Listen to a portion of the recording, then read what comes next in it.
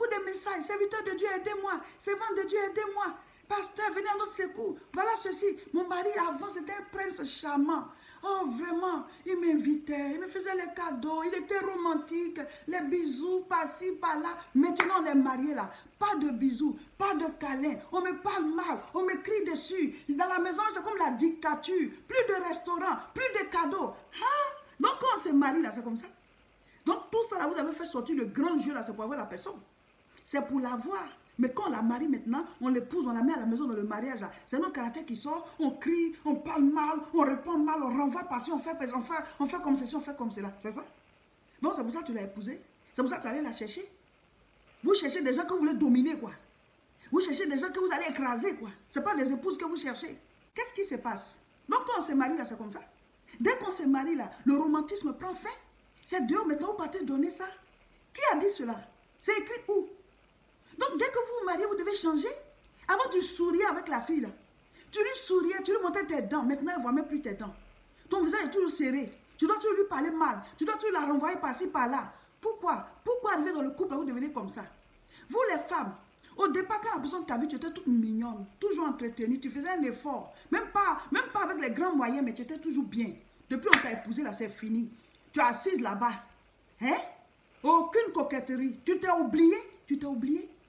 Il y en a là, quand ils ont commencé à faire les enfants, là, c'est fini. Tu es concentré sur tes enfants. Oui, il faut s'occuper de ses enfants. Mais n'oublie pas. Tu t'occupes de tes enfants, mais n'oublie pas que tu es toujours une épouse. Ou alors tu es toujours une conjointe. Donc maintenant, tu as deux rôles. Mère et femme. Mais vous oubliez votre rôle de femme. Vous êtes concentré sur votre rôle de mère. Vous êtes à fond sur les bébés là. Tout est mélangé sur votre tête. Aucune coiffure. Comme ça, vous êtes comme ça dans la maison. Eh, ma soeur, il faut te revoir. Pourquoi vous changez arriver dans le couple? Homme comme femme, pourquoi vous changez? Il y a des couples, Dieu merci, ça va. Ils sont mariés, mais ils ont continué leur belle vie. Ils sont toujours heureux ensemble et tout ça. Mais il y a des couples, dès que vous vous mariez, monsieur change. Ils ont un caractère de dictateur, on ne comprend rien. Ou alors la femme elle change. Je suis déjà mariée, c'est un acquis. Ma chérie, tu peux ressortir. Hein? Il y a des hommes là. Dès qu'ils t'épousent, quand tu deviens comme ça, ils commencent à prendre de nouvelles résolutions. Donc, il faut maintenir la manière dont tu étais, ma chérie. Il faut t'entretenir même si tu es mariée. Parce qu'au contraire, maintenant que tu es mariée, là, le monsieur il doit découvrir maintenant les bonnes qualités, toute ta beauté et tout et tout. Parce qu'avant, il ne voyait qu'un bout. Normalement, le mariage, c'est le couronnement de la fréquentation que vous vous êtes faite avant. Donc, vous sortez les grands jeux pour pouvoir séduire la personne, pour pouvoir conquérir la personne. Et quand vous avez fini de vous marier, allez, on jette les masques et puis c'est la désillusion totale. Les gens, chacun sort un mauvais caractère, chacun est mauvais envers l'autre, chacun ne parle pas avec l'autre, vous vous boudez, vous êtes assis dans la maison, chacun dans son coin, vous vous parlez mal, c'est les querelles, c'est la bagarre, c'est les injures, on insulte le parent de l'autre, on insulte la parente de l'autre, et puis c'est comme ça. C'est quoi? Qui vous a dit que le foyer c'est la guerre? Qui vous a dit que le mariage c'est la guerre? Normalement, le mariage, c'est le couronnement. Quand vous avez commencé à vous fréquenter, tout le romantisme que vous avez déballé là, c'est l'occasion maintenant de bien déballer tout. Quand ma soeur, tu finis de te marier, puis tu arrêtes de t'entretenir là, c'est quoi le problème? Donc pour toi, c'est un acquis. Quand tu finis de te marier, puis tu prends plus soin de toi comme tu prenais soin de toi là, c'est quoi le problème? Entretenez-vous. Il faut s'entretenir. Selon ces moyens, je ne dis pas d'aller s'endetter. Hein? Voilà. Je vous ai déjà dit qu'il ne faut pas s'endetter pour acheter des choses chères. On dit, c'est là où ta main arrive, c'est là que tu accroches ta serviette. Voilà. Tout ce que les gens utilisent là, il y a différents prix. Prends à ton niveau. Mais il faut te battre. Il faut t'entretenir. Il faut que tu sois vraiment entretenu pour que la personne avec qui tu es puisse être content de te voir et que cette personne soit contente. L'entretien là, c'est et les hommes et les femmes. Hein. Ce n'est pas seulement les femmes. Hein. Les hommes aussi doivent s'entretenir. Parce que souvent quand on dit entretien, on dit les femmes seulement. Mais toi aussi, l'homme aussi, tu dois continuer de t'entretenir. Parce que ta femme aussi doit te voir comme avant. C'est comme ça, vice versa. Pourquoi vous vous mariez et puis c'est la guerre qui commence, c'est les mauvais comportements et tout et tout. Pourquoi? Qui vous a dit que le mariage, c'est le lieu où on enlève les masques? Qui vous a dit? Et pourquoi avoir des masques? Pourquoi ne pas être réel? Voici le témoignage d'une dame. Elle dit que son mari et elle, quand ils se sont rencontrés, vraiment, c'était le grand amour. C'était le grand amour. ce monsieur-là, très amoureux, romantique, il vient la chercher, les deux ils sortent, ils marchent souvent, voilà, ils font des 100 pas ensemble, ils se racontaient beaucoup de choses, ils avaient beaucoup de projets, voilà, en tout cas c'était l'amour parfait. Et petit à petit comme ça, ils ont fait le projet de se marier parce qu'elle elle était étudiante et lui il travaillait déjà. Mais vraiment, elle se disait qu'elle avait rencontré l'homme de sa vie. Et il était très, très, très gentil en tout cas. Et puis, ils ont fait le mariage. Quand elle aussi, elle a fini ses études, ils se sont installés. Elle dit petit à petit, le gars, elle a commencé à changer. Au fur et à mesure que les années passent, il devient, tu vois, il y a une aigreur là qui sort, il est assis dans le coin, il parle pas, il répond mal, et il n'est plus souriant comme avant. Et ce n'est plus le gars romantique et tout ça. Pour peu de choses, il envoie balader. Il n'y a pas de communication. Pourtant, avant, ils étaient très, très, très, très soudés. Elle ne comprend pas. Il a changé. Il a changé. Il vient, il a le plat, il mange, il finit, il est assis dans son coin, il est en train de regarder sur son ordinateur, ou bien c'est la télévision, il va, il se couche, s'il faut avoir les rapports sexuels, il a juste les rapports sexuels et c'est fini. C'est comme, elle dit, mais attends, c'est dans quoi on est ici? Et donc souvent, elle lui demande, mais qu'est-ce qui ne va pas? Est-ce que je fais quelque chose? Il dit, non, tu n'as rien fait. Mais pourquoi tu as changé comme ça? Il dit, non, je n'ai pas changé. Elle dit, mais si, c'est pas comme ça que tu étais quand on s'est rencontrés et tout ça. Et pendant combien d'années ils sont ensemble? C'est comme ça il est. Et jusqu'aujourd'hui, c'est comme ça il est. Donc finalement, il s'est dit, ah, donc au départ, c'était pour me conquérir qu'il avait sorti le comportement de gentillesse. Mais donc, dans le fond, il n'est pas gentil. Dans le fond, il n'est pas aimable. Dans le fond, il n'est pas amoureux, quoi.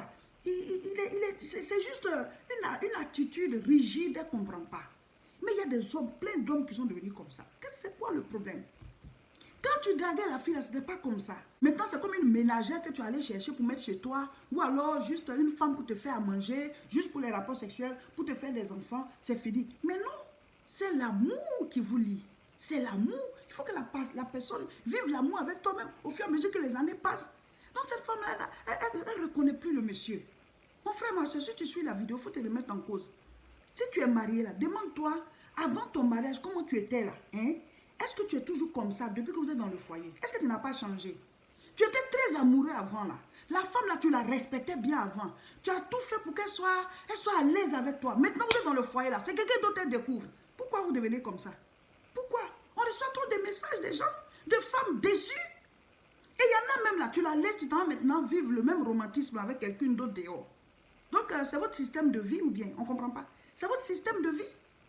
C'est votre système de vie, on ne comprend pas. Donc, celle aussi à qui tu es en train de faire tout ça là, si jamais tu laisses celle-là que tu l'épouses là, elle aussi elle va découvrir un autre visage. Voici aussi le témoignage d'un homme. Il dit que sa femme, quand ils se sont rencontrés, vraiment, c'était un amour. Il dit c'était un amour. Une femme toujours coquette, en tout cas souriante. Elle s'entretient, toujours belle et puis elle le met toujours à l'aise. Quand il est avec elle, vraiment, il vivait l'amour parfait en fait. Mais il dit que depuis qu'ils se sont mariés, petit à petit, sa femme a commencé à se métamorphoser. Voilà. Le physique, c'est normal parce qu'elle a commencé à faire des enfants. Bon, elle fait quand même des efforts. Il dit ce côté-là, elle fait des efforts, un peu de gymnastique, les choses comme ça pour pouvoir maintenir sa forme. Mais c'est le comportement qui a changé. Il ne comprend pas. Elle est concentrée sur les enfants. C'est comme si lui-même, il était un peu négligé. Et puis, elle a perdu son sourire. Elle ne s'entretient plus. Elle n'est plus la femme coquette et belle d'avant qu'il avait connue et tout. Mais il dit, il comprend, hein, parce qu'avec l'enfantement et tout ça. Mais quand même, elle doit se débattre un peu, vous comprenez? Donc, il y a une petite déception. Et il dit qu'au niveau de son comportement, elle est devenue très nerveuse. C'est comme si, bon, elle avait acquis quelque chose. Alors que lui, pour lui, le mariage, c'est pas comme une couronne on vient d'acquérir. C'est la continuité de la relation d'avant. Vous comprenez? Donc, vous qui changez dans le foyer, je ne comprends pas. Ce monsieur-là, il est dans une désillusion. La femme que j'ai épousée, il dit la femme qu'il a épousée, il ne la retrouve plus. Il veut sa femme, celle qu'il a épousée. Celle avec qui, voilà, il était amoureux et tout.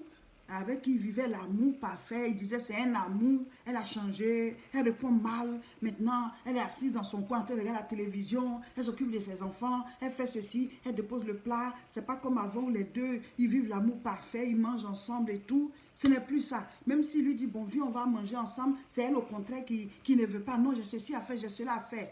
Mais je lui ai dit, mais il faut aussi l'aider. Hein. Souvent, quand on n'aide pas la femme et qu'elle est seule, surtout ici en Occident où on ne peut pas s'offrir les services du personnel de maison, c'est pas facile pour la femme. Donc souvent, elle peut devenir aussi comme ça parce qu'elle croule sous le poids du travail. Donc l'homme aussi, il faut penser à cela. Voilà, il faut penser à cela. Est-ce que c'est pas parce qu'elle a trop à faire? Parce que, et les enfants, et la nourriture à faire, souvent il y a des hommes qui ne touchent même pas, qui ne touchent à rien. Il dit que c'est le rôle de la femme, mais elle est en train de souffrir sous le poids de toutes ces corvées-là. Voilà, normalement, il faut aider aussi ta femme à s'occuper des enfants, aider ta femme et tout. Bon, si tu le fais qu'elle-même, malgré cela, elle se délaisse et tout, ben, il faut la faire asseoir, vous allez en parler. Et à vous tous qui changez dans le couple, là, hein, il faut revoir cela. Le foyer, Dieu a dit à Adam et Ève, cultivez le jardin. C'est un jardin à cultiver. Monsieur et madame, vous devez cultiver votre jardin. Votre amour, vous devez l'entretenir. Vous devez être un. Vous voyez, un. Vous devez bâtir, vous deux ensemble. Vous occupez de vos enfants si Dieu vous en donne. Et puis, vous occupez de vos parents si vous avez les moyens. Mais en tout cas, le foyer ne doit pas être un lieu où on meurt. Le foyer ne doit pas être un lieu où on perd les qualités qu'on avait avant. Le foyer ne doit pas être un lieu où on ne sait plus qui est là. Il y a une métamorphose négative. Non, vous qui changez dans le foyer, là, c'est pour vous la vidéo. Il faut revoir cela. Retrouvez votre amour que vous viviez avant. C'est normal qu'il y ait des métamorphoses du physique et ce n'est pas seulement les femmes. Les hommes aussi changent. Voilà. Les hommes aussi, il y a des hommes qui prennent aussi du poids, le ventre qui sort, on devient chauve et tout ça. Et ce n'est pas que les femmes seules qui changent. Mais si on s'aime réellement, voilà. Si on s'aime réellement, mais ce n'est pas sur le physique qu'on doit avoir les yeux. La qualité de la personne que tu as épousée, c'est ça, c'est à ça que tu regardes. Et ensemble, vous faites des efforts pour pouvoir entretenir le physique pour faire plaisir l'un à l'autre. Amen. Donc souvent aussi, quand il y a un changement, asseyez-vous et il faut en parler. Il n'y a pas de communication dans certains couples, il n'y a pas de communication. Chacun est juste là comme ça, on vit le foyer comme une corvée, comme une prison. Et je vous ai déjà demandé une fois si c'était Guantanamo. Ce n'est pas Guantanamo, ce n'est pas la prison, voilà. Mais c'est la vie, la continuité de votre amour. Vous avez décidé de vivre ensemble toute votre vie, mais vivez votre lune de miel tous les jours.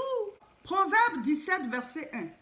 Mieux vaut un morceau de pain sec avec la paix qu'une maison pleine de viande avec des querelles. Voilà. Dieu dit, mieux vaut habiter, mieux vaut un morceau de pain sec, même si tu n'as pas une bonne maison et tout, et puis tu as la paix, que d'être dans une maison où il y a beaucoup de viande et puis il y a des querelles. Quand vous vivez dans une atmosphère de querelles, une atmosphère de guerre, de guéguerre en permanence, vous ne réalisez rien, parce que votre esprit n'est pas en paix. Et vous voulez sortir de là, vous vous dites, je vais avoir un autre foyer, ça va aller.